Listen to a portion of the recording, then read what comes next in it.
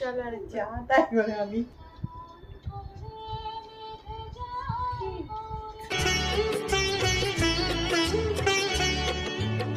আকাশ পারে ওই অনেক দূরে যেমন করে মেঘ যায় গৌড়ে। আকাশ পারে ওই অনেক দূরে যেমন করে মেঘ যায় গৌড়ে।